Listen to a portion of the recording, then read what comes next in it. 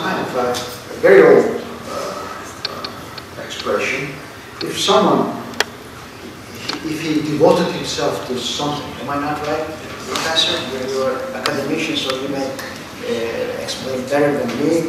If someone devoted himself to some idea or some sect or anything, it's called Piri. Is that right? Yes, it's a very positive word. You know, that's my knowledge. I don't know. Yes, when you have mentioned the claims about the very southern part of the map, Rio del Plata and the Antarctica. At that time, in the 16th century, I think Magellan is only about 7 or 8 years later when he passed from the eastern part of the southern part of South America to the Pacific Ocean. So the Magellan Magellan was good at 1519, 1512. Yeah, 1519. So Magellan has discovered this passage from the east to the west only about 7 or 8 years later. So when this map was drawn, that was not known.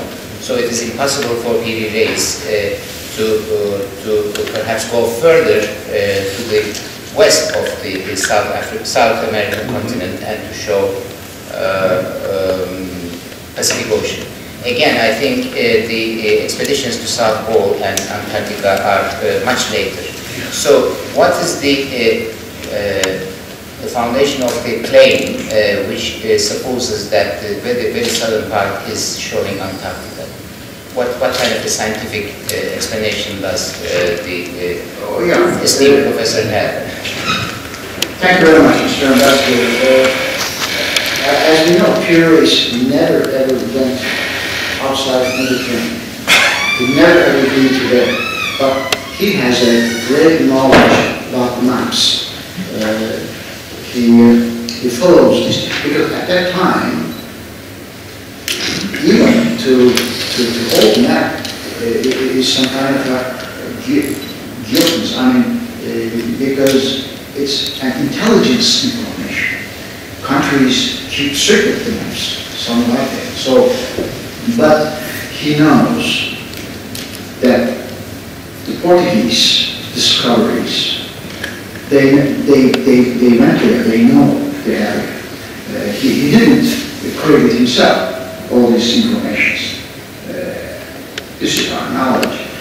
So how can it be that true? But he declares himself that he said that I took all the informations from Arab maps, from geographies, or area maps. Geography is a name for Caliph Mamun, which lived in the 8th century, and also from 4 Portuguese maps. He didn't invent something. He declared that. He said that I took all this info. So, as I understand, at that time, the Portuguese scholars know this area. This is my understanding. So, Piri Reis is a very sincere man, very scientific man. So he said, yes, sir. The floor is open for further questions and comments. Yes, sir. Yes. Thank you very much. My name is James Brewer. A follow-up to previous, really. What more do we know about his possible relationships with the Portuguese, given that they were obviously another great sea power, and also there seems to be a lot of interest in Brazil, in that whole area of South America?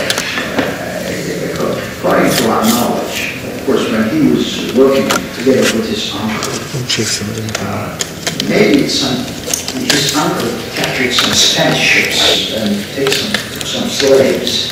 And one of the slaves he mentions was the crew of Columbus in his third voyage to America.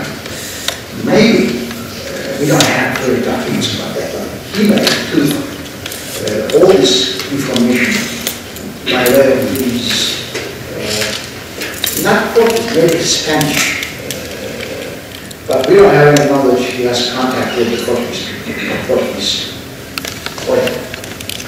Anything else? Yes, sir. Chris Bellamy, I suppose. It's probably a very basic question, but we know that people at the time knew the world was round because Columbus wouldn't have attempted to get to China and India by sailing west. But did they know it was spherical, or did they think it might be like a cylinder? Oh yeah, he knows the world is round. He knows that the world is turning. How do you know? From the book here. For example, for the river of Nile. You know, the source is in the southern part of Ecuador. Ecuador is the Hatt Sema. So he tells why the river is not flowing to the other side. And he says, any turning, the top of the, any turning thing is flat. I don't know what he mentions with this. Is it the gravity? Because Newton lived 180 years after Piri Reis. We don't know. So he knows the world is turning. He knows the world is round. Following on from that, so if he knows the world is spherical, roughly spherical, that map is only a part of the total picture. So I'm wondering whether he drew the coast of South America going like that in order to try and depict the fact that the world was a sphere, because of course this is before Mercator was wrestling with the problem of how you depict a sphere on a flat map. So maybe he was just trying to give a... If I may, that's a good point, because periodically through history, different cartographers have done how do I make a round sphere appear on a flat map? I could do that, but how do I convey to the person viewing it that it's representative of the sphere? And what many cartographers have done over the centuries, as I say periodically, is they'll draw a flat map and they'll curve around the edges or whatever. And I think I might have an example in my presentation, perhaps, but that's one of the things they could do or have done to try to show. So they'll show it flat, but in a circle.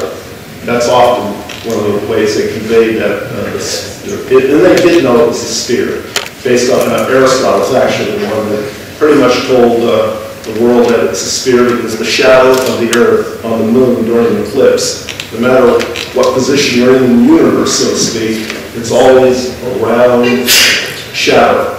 And Aristotle used that as his major claim for the veracity, as it were, for the sphere of the Earth, and that knowledge, of course, is carried on. Yes, ma'am. Al-Adrisi, in his map of 1154, for Rogere II of Sicily, had drawn a circular map, and in fact, he had based it on Ptolemaic coordinates.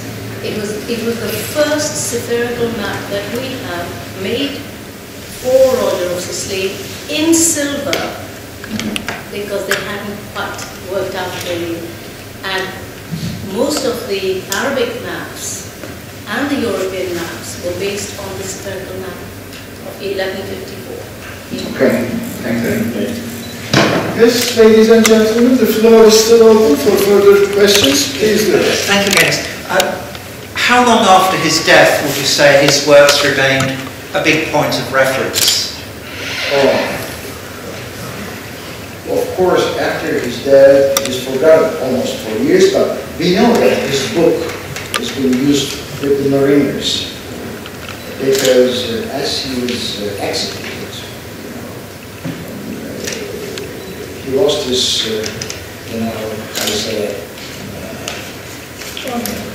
reputation and everything.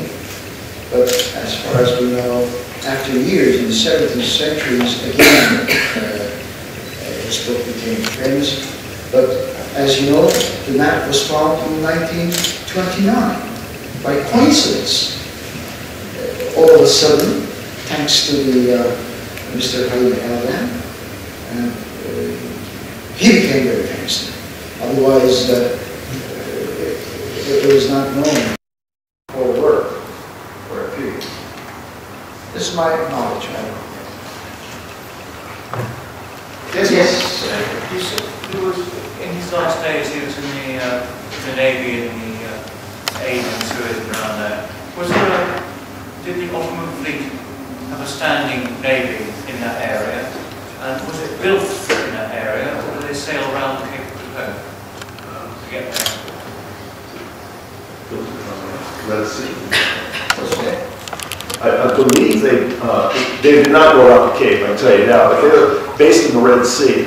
He was captain of the Red Sea, or admiral of the Red Sea, but you know, I do not know where the ships were built. So I've never been asked that.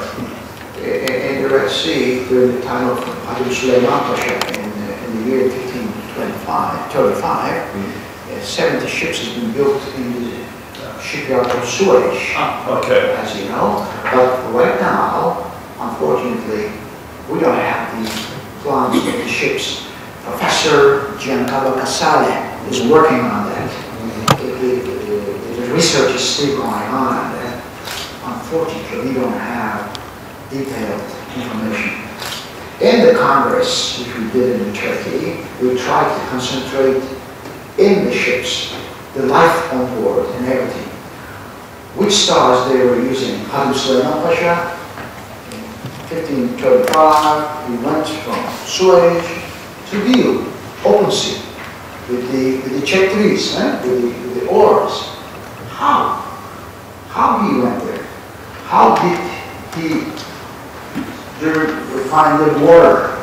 How he did water out of sea water?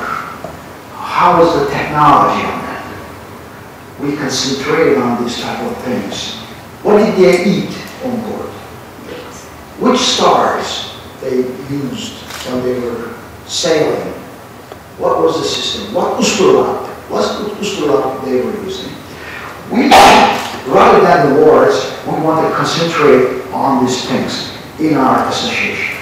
So, your question is very important. So we have to concentrate more detail in this type of things. Thank you very much. Well, if there are no further questions, I have a question myself. I do apologize in advance if it is a naive question as a marine engineer. I do see a lot of lines on Piri Reis Map. Are they latitudes, longitudes, or do they mean something else? The Piri Reis Map was made according to the Ottoman mentality, not a latitude, longitude mentality, as Atlamus himself. For example, what's the Univeristy 1507 map is a latitude, longitude, Atlamus, but his 1516 map is Ottoman. Am I not correct, man? So these lines are designed to let navigators sail safely. But so there are some other lines there, which are, for example, papal demarcation line, which has been made 1493 and 94. The map has the 94 version because Pope Alexander VI drew a line and he said this side is Portuguese and this side is Spanish. So there is a line even shown on the map. So not all the lines are the routes, but there are some other lines. Thank you. Well, thank you very much, Admiral Ataç. To commemorate the occasion, we would like to present a cake. Could you do the honors, please, Mr. Ambassador? We would like to give a cake to you.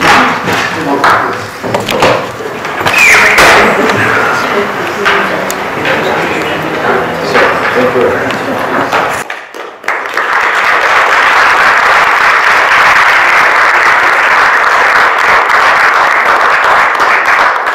Thank you very much for attending to the first session of the conference.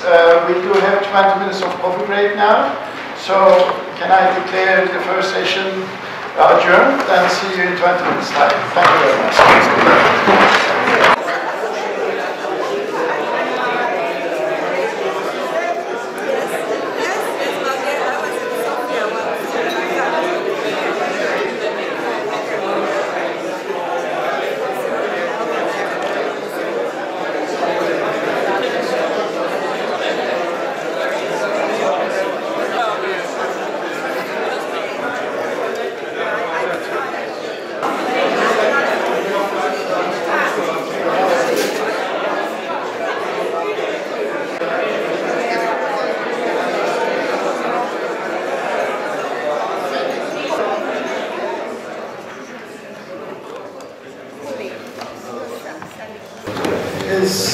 Excellencies, Mr. Ambassador, distinguished guests, ladies and gentlemen, welcome back to the second session of the conference, which I declare open. Now, the second distinguished speaker will be Professor Gregory McIntosh. The title of his speech will be Piri Reis Map of 1513 is important because before we further proceed with his presentation, let me introduce him to you. Professor McIntosh graduated from California State University, Department of Philosophy in 1981.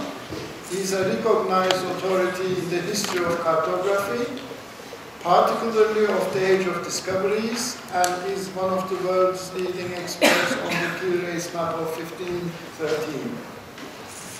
He has written several books, including the Johannes, Rusch, and Martin Walzer-Müller, excuse my pronunciation, world maps, the interplay and merging of early 16th century New World cartographies, the Piri Reis Map of 1513 and antique map reproductions, a directory of publishers and distributors of antique map, atlas and globe, facsimiles and reproductions.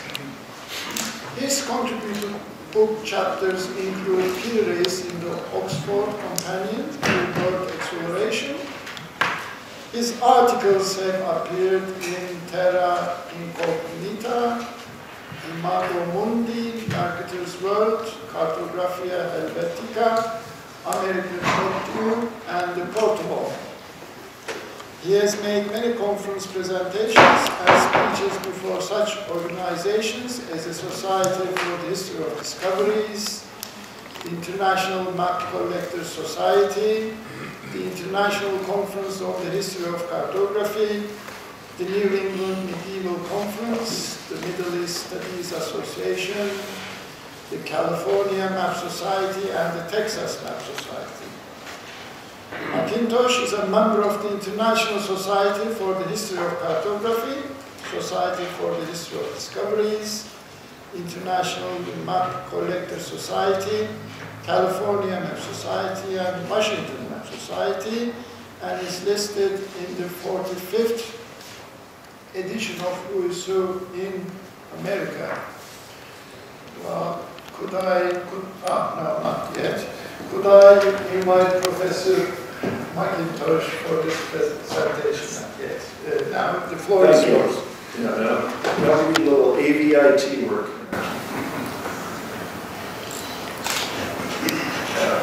Ladies and gentlemen, distinguished guests, thank you very, very much for the invitation to be here today. The Piri Reis Map of 1513 is important because Google said so. That's one reason we're here. Well, Google, a couple months ago, they created their worldwide homepage was what they call a doodle, a Google Doodle, and it was commemorative for the 500th anniversary. But even without this Google Doodle, the Piri Reis Map of 1513 is one of the most beautiful, most interesting, most significant, and most mysterious maps to have survived from one of the most important periods of maritime discovery, geographical exploration, and map making. It's important for several reasons. The first reason is that it's made by the famous Ottoman Turkish admiral known as Piri Reis. Although a great name in Turkish naval history, he's perhaps best known for his Manual of Navigation or the Book of the Sea, which was one of the greatest geographical compendiums of the time and has been called a magnificent Renaissance coffee table book. Is really what it was. And he's also well known, of course, for his two world maps. This is the second one, of 1528, which you saw earlier. Both of them are extant remnants depicting parts of the New World, as they were mapped primarily by the maps that he was using that are shown in these as his sources. They were probably mostly Portuguese and Spanish maps, 15 years apart. A second reason the map is important is it's one of the few surviving hand-drawn world maps on parchment from that period. Of the hundreds or thousands of manuscript and printed maps produced in the first 3 decades after the discovery of America, only about a dozen are large, wall-mounted manuscript, that's hand-drawn world maps on parchment. About a dozen have survived, and 11 of them were made by the Franks, as Piri calls the Latin cultural areas of the Mediterranean, and one was made by a Turk or Ottoman Admiral. Third reason is that the map provides insights into how a world map was compiled in the 16th century from multiple sources, and what these sources tell us about the world in which he lived in. This is a reminder. Today we make maps and we send out big expeditions or satellites, and they do the whole thing. When somebody made a world map, they were collecting other maps. They were not going out and surveying the world. The map makers collected whatever data they could get, narratives, other maps, and compiled them into a new map. One of the many map inscriptions tells us he used 20 maps in compiling his world map, but we do not know what they were. He does mention that he also used mappamundi. Mappamundi were the stylized medieval world maps that included depictions and descriptions of fabled lands, peoples, and animals. The word mappamundi means world map, and he surely used other world maps in making his. Piri refers to the maps from the Geography of Ptolemy, which included world maps and regional maps and the locations of thousands of places. This is a Ptolemaic map of what was called the inhabited quarter, or the known world. Other possible sources that we can infer from his inscriptions are Portland charts, which are used by Mediterranean sailors. And he writes about these Portland charts in his Book of the Sea.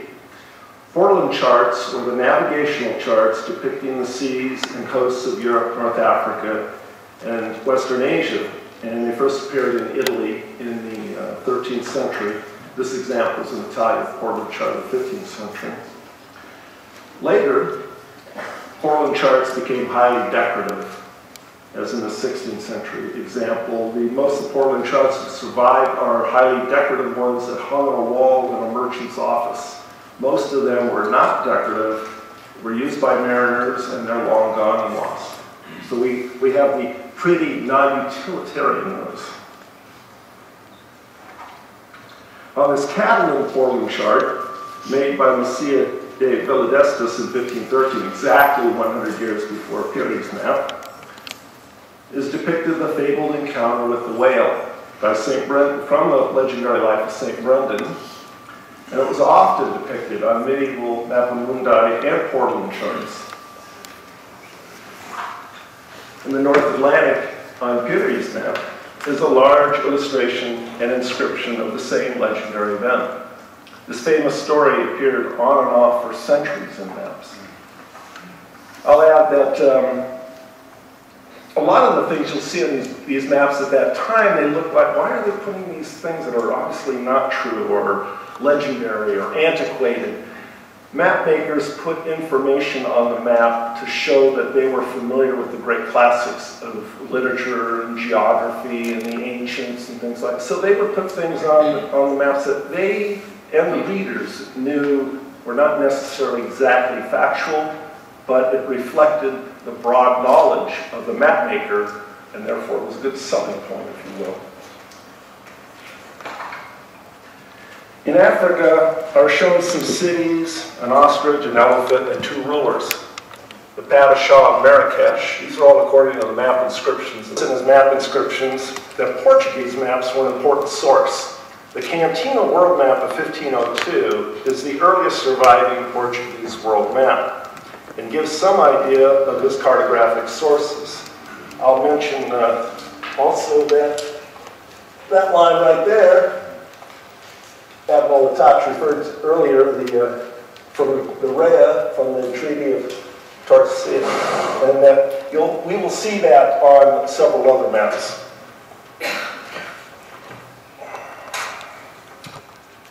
The Jorge Jorge, I guess is in Portuguese, Reynel map of 1510 is another Portuguese map of the time. It's the kind of information that was available. In fact, when he says he had the 4 Portuguese maps, he specifies that they were of In, Sin, and Chin, which is what we would call Pakistan, India, and China. Perhaps this was even one of the maps he had. We don't know. This is an example of a Spanish manuscript world map. And looking, there's the Rhea again, or the linea, the line of demarcation. It's an Italian manuscript map of the period. Just as examples of what was available for him, or to him. Now this is a manuscript map. By the way, I've been doing a lot of, about 10 years on this map. I'm close to publishing something. I have 2 pages to finish, if I have time. But these are all examples, as I say, of what was available. And these are the only ones that are extant to us. There are many, many more that are long gone.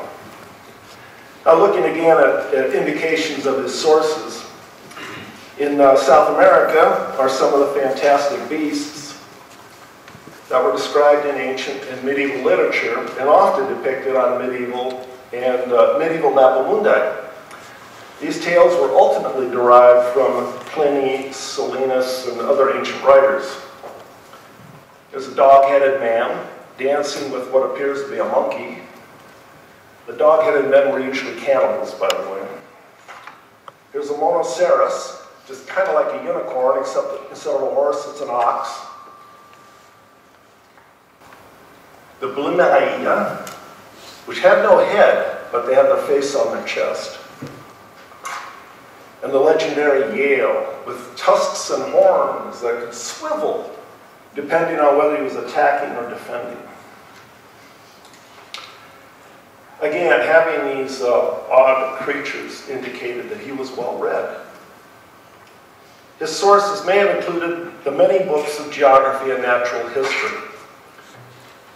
Here's an example of one of a source text that may have been available to him. But doubtlessly he was familiar with maps by fellow Turks. And this is a very famous world map made by Al-Kashgari in 1074. And he probably knew, Arab maps and Persian maps. These again, more examples. This is a world map made in Egypt, about 1300. There's another example of a manuscript world map. This also, I should have put another one beside it, but you might recall that original, that first one of the medieval Mapamundi, also round, very similar to this. This is an early Arab map, and it shows some of the wide variety of ways in which the world can be depicted on a map. We're kind of used to looking at things a certain way, and maps look similar today to each other. But back then they could be very different from each other and still be a map and informative and of use. One of the more intriguing sources named by Piri in his map inscription is what he calls an Arab map of India. We do not know what this was, but probably was a navigational chart used for crossing the Indian Ocean to the trading ports of India. Here's an example of a map, Arab map made about 200 years earlier. In his book of navigation, Piri says that on his map of 1513, he showed twice as many things as other maps. From the quantity of images on the existing remnant, we can estimate that the complete map had close to 100 inscriptions, which is an astonishing number for the time. Some of these inscriptions were brief, some lengthy, describing different parts of the world with an emphasis upon the mineral wealth, gold. and the strange peoples, exotic animals, and especially also the recent maritime activities of the Portuguese in the Indian Ocean. He wrote that he used the latest geographical and cartographic information from the Turks, Portuguese, Spanish, Italians, and Arabs, and his works confirm this. The complete Piri Reis Map would have been a Renaissance encyclopedia, really, a Renaissance cartographic encyclopedia. Everybody's favorite subject. The fourth reason the map is important is because it's well known. That is to say, the Piri Reis Map is important because of the influence it has had and will continue to have in the genre of popular literature known as pseudoscience and fringe history. Several popular writers have claimed that the depiction of the coastline of the southern continent is an accurate depiction of Antarctica. I'll take this moment, a little sidebar as we say, to point out that every map, we have this big issue about accuracy, every map is inaccurate. The only accurate map is a globe. If you take a round sphere and you make it flat, you distort it. If you don't distort the size, you distort the direction. If you don't distort the direction, you distort another. There are a dozen different mathematical aspects to a map, and you have to distort something in order to make the sphere flat. So this question of accuracy, please define which aspect is accurate when you're speaking about the accuracy of the map, a flat map. Unfortunately, globes, very accurate, but very little information. We will remember, of course, that for centuries, cartographers made maps that included lands and places that never existed, at least not in the way the map makers imagined them. Many map makers showed a massive southern continent. The great Mercator himself, years after Piri made his map, said that there had to be a large southern continent to symmetrically balance with the land masses in the northern hemisphere. Very logical for 16th century. By the way, here's the North Pole, and is that an accurate depiction, or is it not? Or it's a representation of what's in the mind of the map maker. It's not a representation of the Earth. It's filtered through his brain, if you will. It's not a photograph. So before the 18th century, this is the North Pole, as one map maker viewed it. So before the 18th century, before the Age of Enlightenment, before the invention of scientific method, the testing of hypotheses, empiricism, measurable data, repeatable experiments, verification, peer review, and all the other methods and techniques of logical thinking or rational living that we take for granted before maps became records of what somebody saw and measured. Before that, they were compilations of other maps, conglomerations of first, second, and third-hand narratives, reports, sketches, theories, and just plain misunderstandings and mistakes. In the 16th century, if a map maker left out a dog-faced man, then he was not well-read and not familiar with the classics. With that background now, the hypothetical southern continent was believed in by geographers since the time of the ancient Greeks. It was they who first said that there must be that large southern continent. It had to be there to counterbalance or equalize the planet. Here's another example of the southern continent on a 500-year-old globe. Here's a different view of the same globe. You'll notice here the southern continent looks like a croissant. There's different imaginations about what this theoretical continent may have looked like.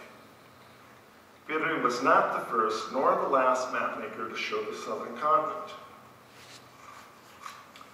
Map makers from the 14th to the 18th century often depicted the great unknown southern continent, Terra Australis Incognita, on their maps. Here it is on the Rosselli's engraved map of about 1508. Sometimes the southern continent is shown surrounded by water. Sometimes the southern is connected to Southeast Asia. Sometimes connected to Africa. Sometimes it's connected to islands in Asia, in this case Java. By the way, this is kind of fun too. Take a look at South America. That's an odd shape, isn't it? Is it accurate? Or is it an accurate depiction of what he was thinking?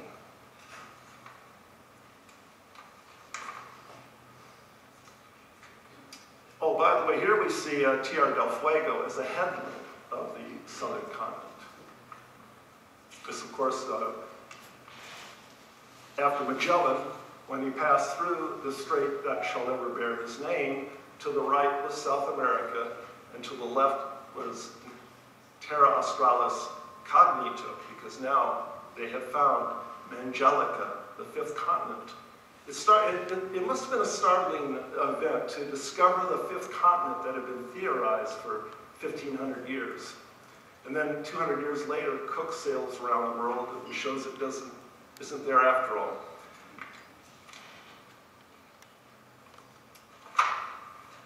And sometimes the theorized southern continent is connected to South America. On the Portuguese Lopohoman manuscript world map of 1519, the southern continent is connected by a land bridge to South America.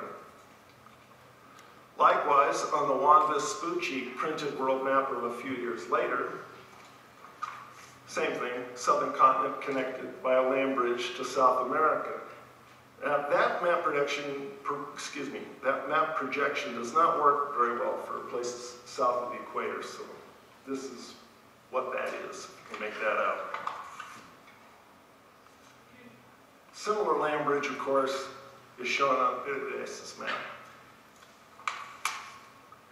And these three maps are the only extant maps that show this land connection between South America and the hypothetical southern continent.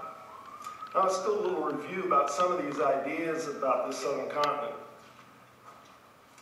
In 1933, the Turkish government published the first full-size color facsimile of the map. You can recognize this image. It's often reproduced by the facsimile stamp near the bottom right-hand corner.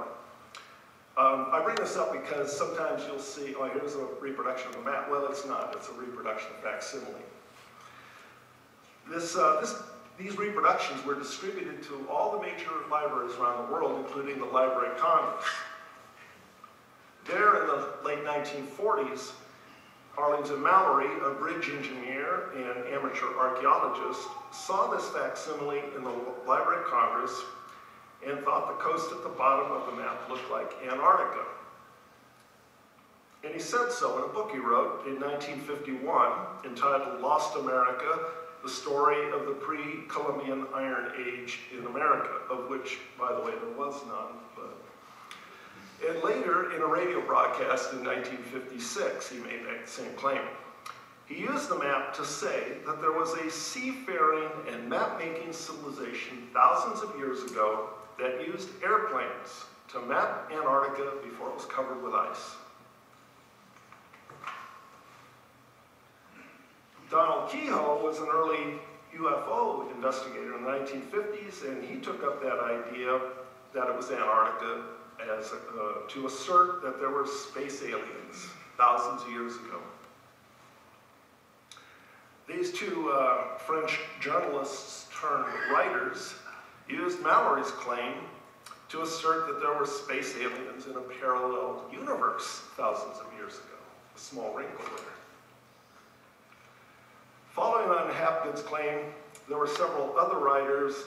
The most influential or well-known perhaps is Charles Hapgood, who, and he claimed, this is in the 1960s, and he used the map to assert that there was a seafaring and map-making civilization thousands of years ago. I don't know that anybody ever reads this book anymore. Read the last chapter. He talks about how that lost civilization in Antarctica, through their moral decline, then died off as a civilization, and the rest of you should learn from that. Quite moralizing. This was in the 1960s when we had the threat of nuclear war, of course, from the Russians, I believe it was then. Eric von Däniken took up these claims as a proven fact. If it's printed in a book, it's true. He used the map to say that there were the space aliens from thousands of years ago. For a nominal fee, he will pose for pictures with you in Switzerland, where he lives. Graham Hancock is another of these recent journalists turned writers. He used the map to assert there was a seafaring and map-making civilization thousands of years ago. Here he is exploring the Great Pyramid in Egypt. And there's this generation's hyper-diffusionist.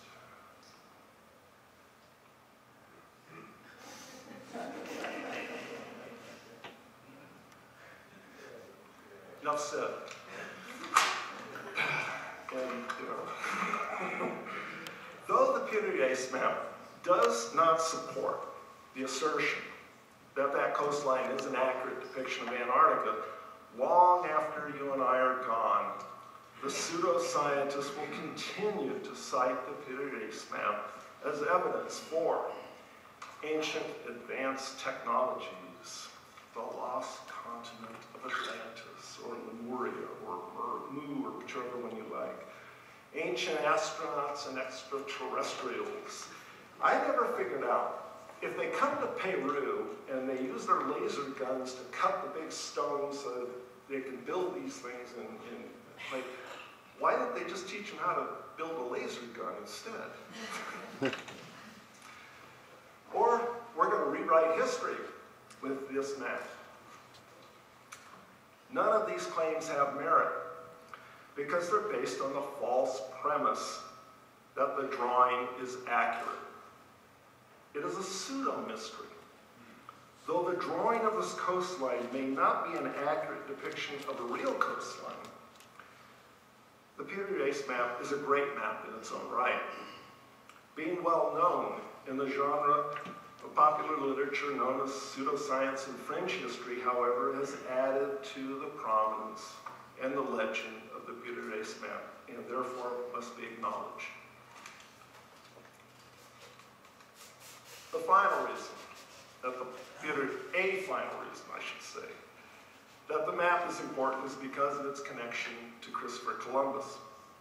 The longest inscription on the extant portion of the Piri Reis Map tells the story of Christopher Columbus and his discovery of new lands to the west. Piri says he used a map by Columbus for part of the depiction of western regions. This is what most excited the scholars and the world press when the map was first discovered in 1929. An analysis of the place names and the depiction of the West Indies indicates that a copy of a map made by Columbus in 1495 is indeed preserved within the Piri Reis Map. We can recognize Europe, South America, Africa, the Lesser Antilles, and Puerto Rico. But what the heck is that jumble of islands up there in the northwest? Huh? Well, to help answer that, we must ask ourselves, what were European explorers and map makers, such as Columbus, expecting to see to the west of Europe? Columbus's contemporaries, such as Paolo Toscanelli, Henricus Martellus, Francesco Rosselli, Martin Beheim, they all depicted the same view of the Asian mainland in Japan on their maps. There's a different projection of that globe. You will notice, of course, that in the ocean between Europe and Asia, there's something missing. There is no New World, there's no America. It's absent from the idea of world geography. This is what we're looking at is what Columbus expected to discover or to find when he sailed across the Atlantic. This might be a good time to review Columbus's voyages in the Caribbean. This is his first voyage, and note that he is sailing along the north coast of Cuba and the north coast of Hispaniola. Oh, by the way, since we're going to be looking at the place names soon, one of the oldest place name for Grand Turks, or the Turks Islands, is a Taino native name, Barbura. We're going to see that on Piri's map. And also the first settlement, Spanish settlement in the New World, La Navidad, founded by Christopher Columbus. That's another place name we're going to see on Piri's map. And Navidad only lasted about a year or two, 3 years before they moved to the other side of the island. Here we're interested in noting that he sailed along the south coast of Cuba, and Santiago there is Jamaica. Santiago is his name. So you've got, again, we might have a Columbus place name on the Piri Reis map, which we're going to be looking at in a few minutes. So Columbus described the mainland he discovered and explored on his first two voyages as having a north coast extending northward, and the south coast as extending first westward from a great cape and then southward. This mainland, of course, was the island of Cuba, as we know, though Columbus always thought it was the Asian mainland. In his writings, he identified the island of Hispaniola, or Haiti, as Cipango, or Japan, as was described by Marco Polo, and was one of the chief goals sought by Columbus. Here's the coast of Cuba. This is just to give you some idea of what we're going to be looking at. Here's the coast of Cuba. These are the coasts that Columbus sailed on those first two voyages, half the north and most of the south. Now, from his description of the north coast extending northward and the south coast extending to the south, that's how Cuba looked in his own mind.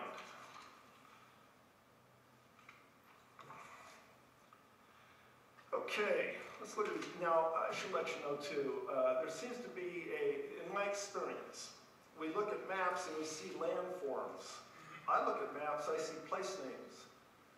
I don't look at a map and try to figure out what the map maker's drawing.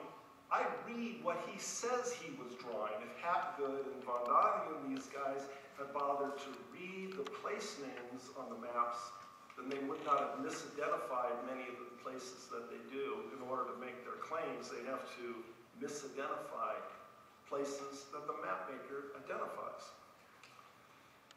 So, there's 15 place names in this section of the map. Look at 7 of them right now. Now, I'll let you know what's going on here is we have a lot of transcribing, and then transliterating, and translating. So, as an example, Columbus writes Esta in Asia. Well, we know what that means. But think of it this way. If we have a Taino Indian who gives a place name to Columbus, he writes it on his map in Latin letters. Piri Reis gets it from the Spanish sailor that he obtained his map in the sea battle of 1501. He takes that and he rewrites that, and sometimes translates it, sometimes doesn't. He rewrites that into Arabic script, often in the Ottoman Turkish language. Then it's presented to us. We take that Arabic script in Ottoman Turkish, and we translate it into modern Turkish script in modern Turkish language, which is our first step, if you will, and then now at least it's in Latin letters. Now we get it into English. So we have a lot of transformations happening. So Estonasia appears to be Esta in Asia, which would be good Spanish from Columbus, telling him, describing where he's at. Tresposos, I'm not sure. It could be Spanish. I'm going to get it.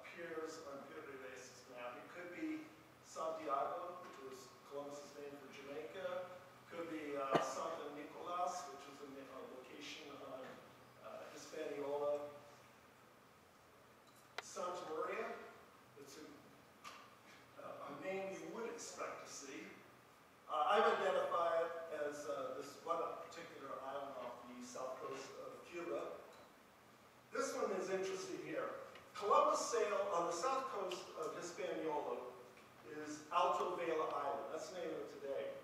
Columbus thought it is a triangular island. It looks like a sail, a ship, a lateen sail of a ship. So he named it Alto Vela, which is, as I said, the name it still has today, which means tall sail.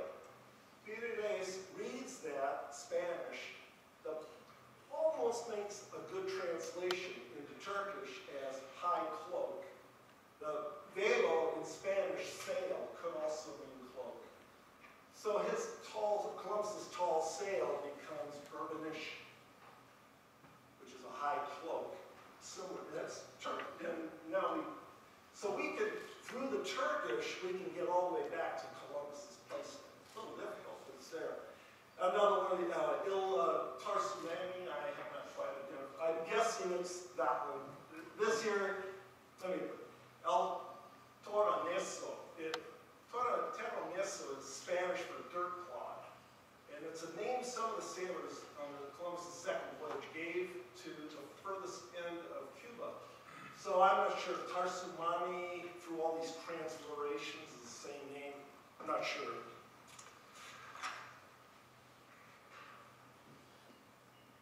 Oh, and there's some lines to help you locate those. Now we have some more names to look at. And I'll put the lines in now. Now, again, you can all hear me, right? I'm loud. Thank you. This is another interesting one. Now, when Piri reads the Columbus's map, Columbus named Hispaniola La Española, and which now Latinized becomes Hispaniola. Piri Reis sees this as, Columbus named it Spanish Island, if you will.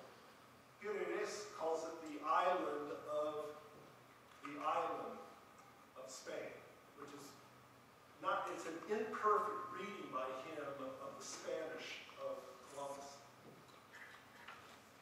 Tres Matos, the mastic tree. This is the mastic trees of Chios was one of the primary commercial products that Columbus was seeking in Asia. So Tres Matos, maybe he found some mastic. Well, we do know that Columbus found what he believed were mastic trees during his first voyage. So that might be a reference to that.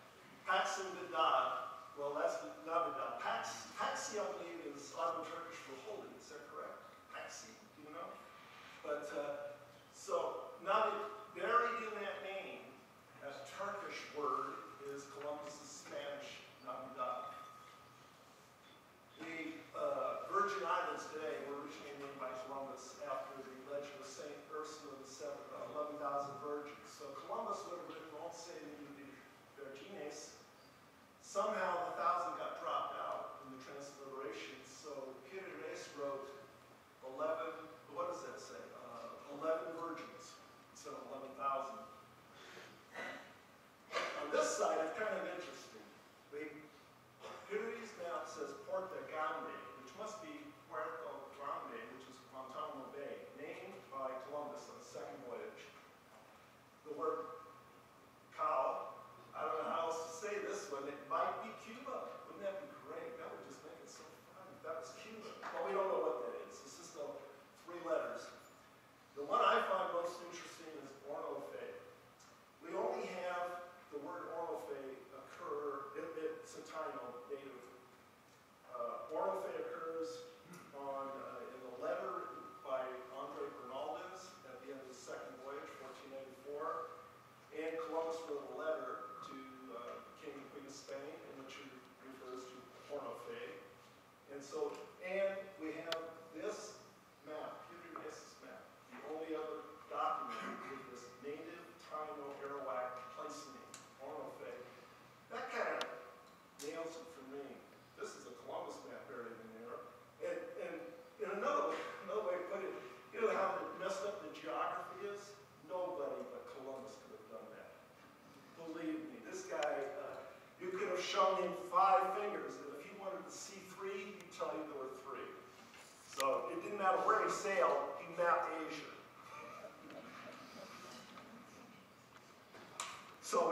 15 place names up here. 14 of them we can identify. Well, I think I have there it is. 11 of those are place names that are Spanish place names. At least 8 of them can be directly associated with Christopher Columbus. 3 of those we can identify as Taino place names that he recorded. And the one identified, I'm working on. So what appears to be a confused jumble in the northwest section of the map conforms perfectly to Columbus's geographical ideas about the Indies, the East Indies. The image of Hispaniola and Cuba as Japan and China was their earliest geographical conception, Columbus's geographical conception.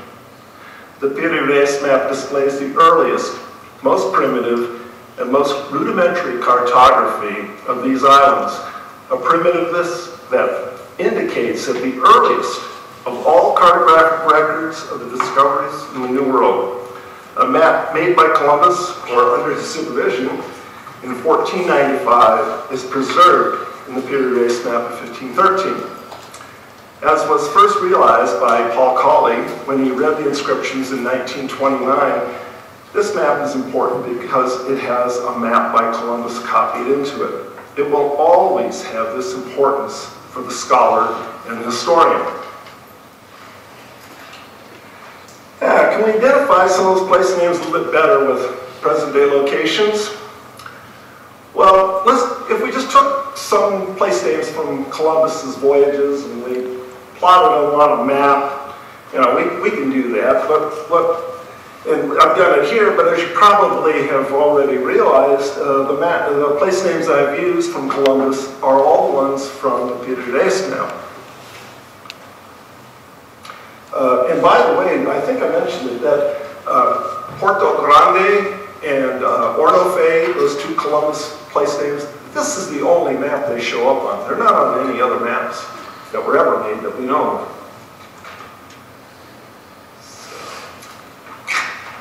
Anyway, these place names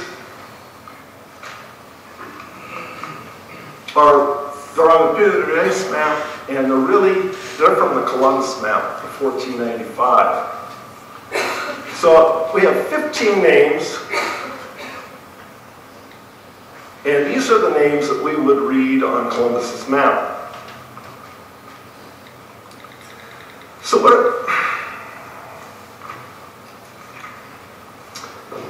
So for these reasons, and more, Piri Reis's manuscript is more than merely a map. It's a beautiful work of art from all the sources he was using. It's a cultural icon built upon the latest geographical and cartographic information. Really what's setting his work apart from all others before his is that he incorporated long textual inscriptions on his map. He's blending maps and texts together. He's really one of the first to do that. His maps is an important historical artifact. By the way, this is just a reconstruction I did last year. It's okay. But it gives you some context for what he was doing. But it's an important historical artifact and one of the world's most notable multicultural and intercultural unions of art and science. Piri Reis himself stands as an exceptional individual straddling the geographical and cultural borderlands between East and West, the medieval and the Renaissance, and the old and the new. Thank you very, very much.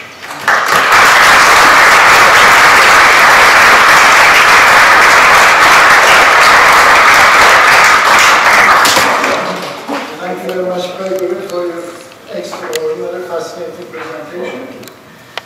Considering the time limitations, I'd like to immediately proceed with questions and comments from the audience. The floor is open now for questions. Please, can you introduce yourself? My name is Nicola. I'm a lecturer on Southeast Asian art history at the School of Oriental and African Studies, and I'm very interested in the Philippines and Magellan's first voyage in 1521. I was hoping you might have got that far and you didn't quite get there. What sort of map did he work on, or did he have a map at all? Oh, absolutely, yes. For Magellan, what happened, he was a Portuguese who was not well liked in Portugal, I guess. Anyway, he went to Spain, proposed his circumnavigation voyage to the Spanish crown.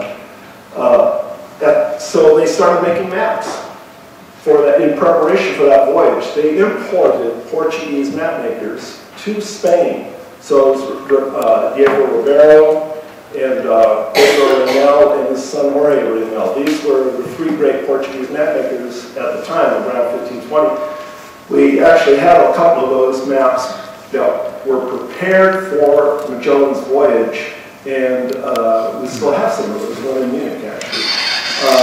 Magellan himself, actually I believe it was Pigafetta, Antonio Pigafetta was with him, but I believe there was a reference to a map that depicted a strait at the southern end of South America that Magellan used. So he's got a map showing him the Strait of Magellan before he's been there. It was a theoretical strait. They were hoping the strait was there. They saw a map and there was no real separation between theory and reality for map makers at that time. They mapped theories. That's really what they were doing. So he did not know if there was going to be a strait there. In fact, they believed, in Spanish, they believed that if there was a southern end of South America that they could sail around, it would be at the same latitude as the Cape of Good Hope in Africa, because we still have this feeling of symmetry, like the weight of the southern continents. It's a symmetrical view of the world. It had to be symmetry. In fact, when the Europeans came to the New World, they kept finding old world things. They would see everything in terms of the old world. So anyway, yes, there were maps, but they were theoretical maps. So. Other questions, please?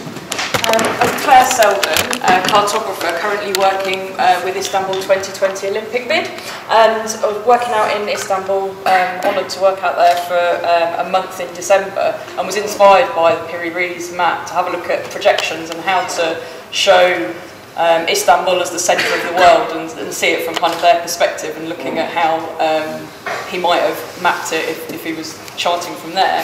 Have you looked at different projections from, obviously, because the Piri Reis map doesn't match Mercator projection, and have you sort of done any research into other projections that might match? Because I'll show you some maps, hopefully, if you've got time later on, of azimuthal projection, and obviously that's more correct for sailing and for the navigation, for the that side of it. And I think the side where Cuba's at more north to south matches that perfectly. So I just wondered if there was more sort of work on looking at projections nowadays to see if there's any matches within what they did, then linking back to the maritime side of it. Well, if I understand your question correctly, well, projections are mathematically based. Projections good work for it because you're taking a sphere and you're projecting points out onto a flat surface. Portland charts, of which the Piri Reis map follows that tradition, they're projection lists, if you will. They sailed this way, they ran into something, they mapped it, then they sailed over here. And it's all direction and distance. It's all just based on direction and distance. So the further you went, the greater errors there were in those directions and distances as they were being represented. So the azimuthal map projection keeps the direction and distance. There are hundreds. There's literally dozens and hundreds of different projections. And there's thousands of different old maps that have lots of different variations of it. So if you take an old map and you look enough times, you're going to find some projection that will match up with some piece of a coastline on an old map. Doesn't prove anything except your ability to go look through a pile of things until you find any similarities. The whole similarity has been, so far it's been a personal experience. People look at the map, oh, it looks like.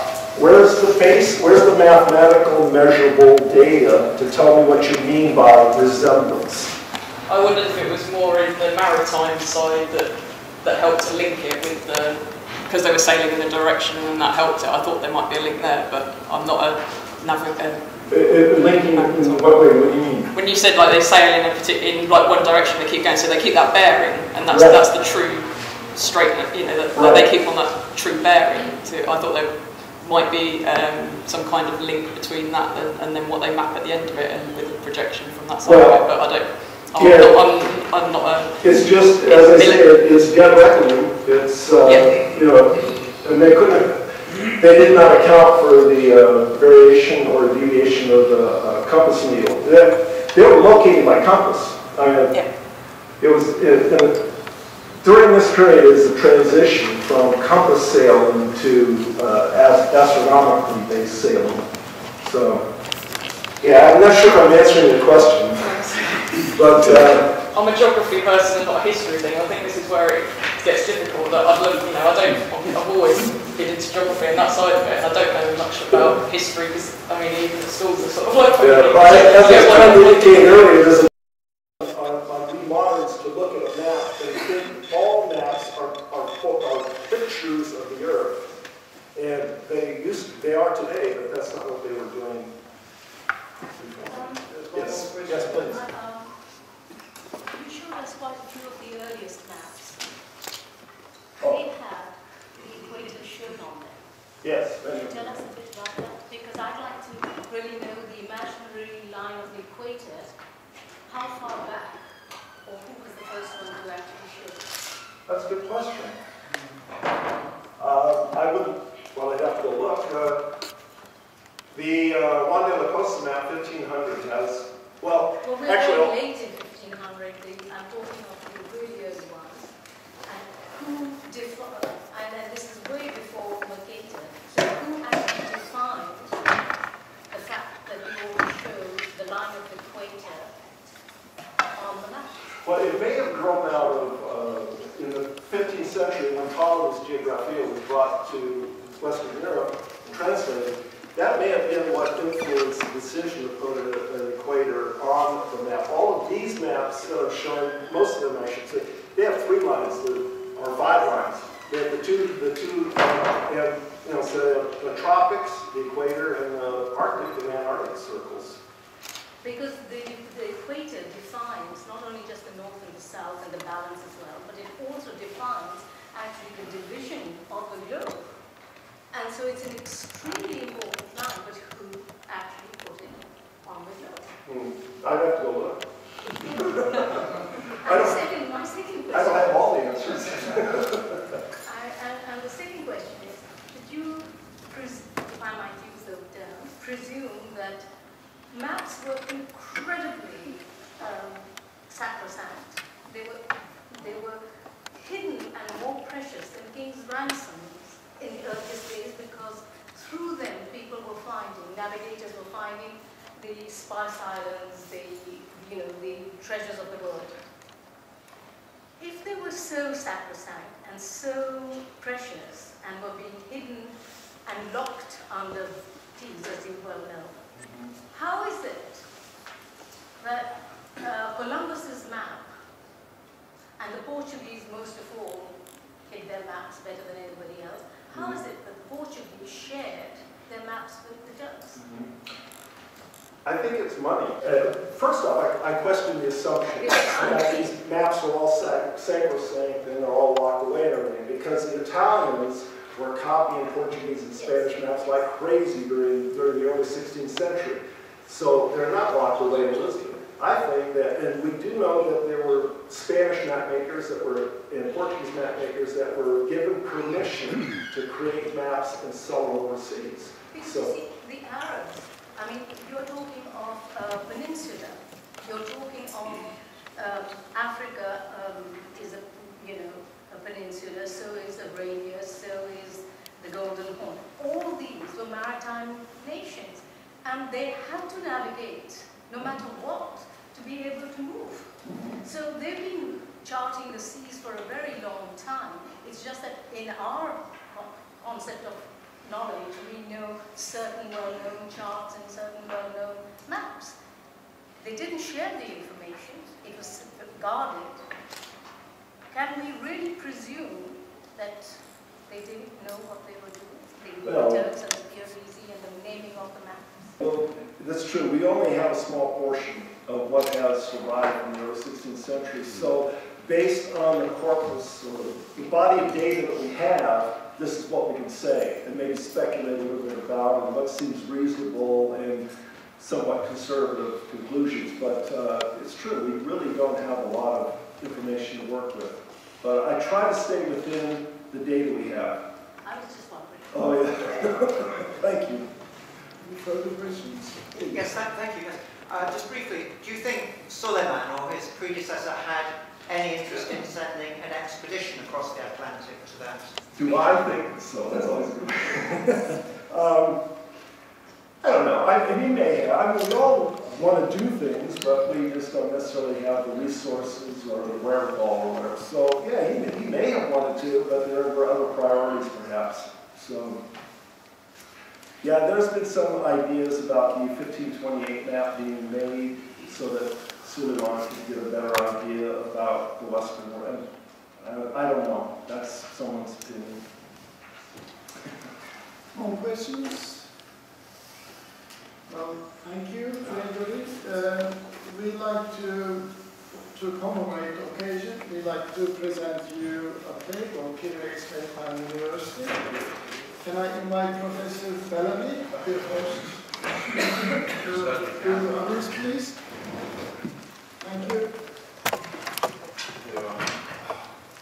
Very absolutely fascinating. I have many questions.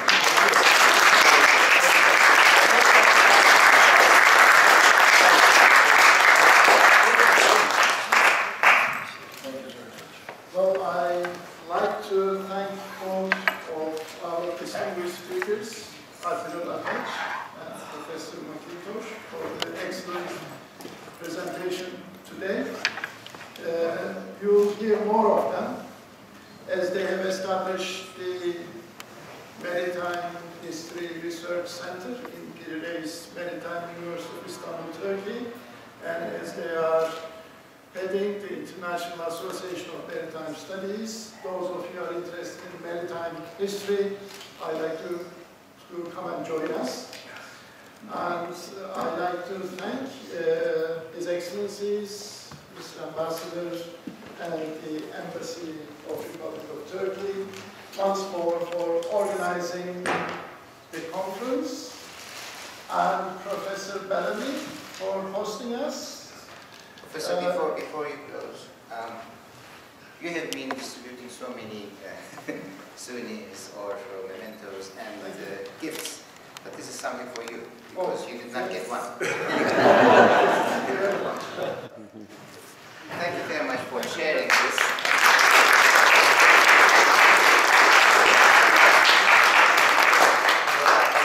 As I made in my initial remarks, I think it has been extremely rewarding, for me particularly, with the presentations and with further questions and all the answers to those questions, I'm afraid I will have to embark upon a new kind of an expedition to look into more of history of cartography. And this is all due to you. Thank you very much for your...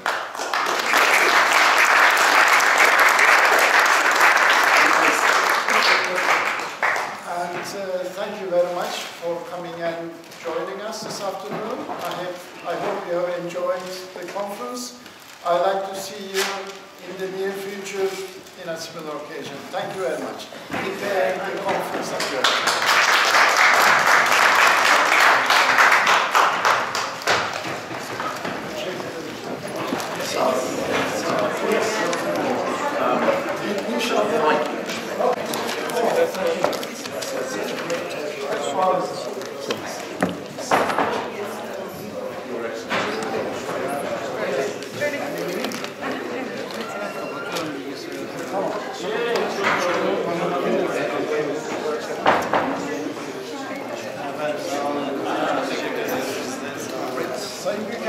İnşallah expectations'larını karşılamışız.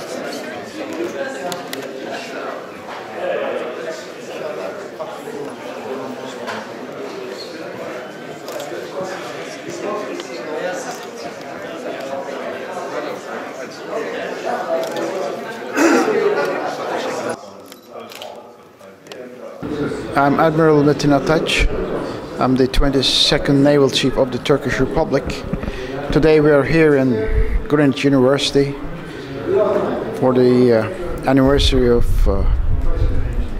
Piri Reis, and we are very happy to be here, really. This was a very good organization concerning the Piri Reis life and his masterpieces. Together with the Gregory McIntosh, we presented his life, his masterpieces, his maps. I hope everyone was very happy listening to us. Thank you very much. I extend my cordial appreciations.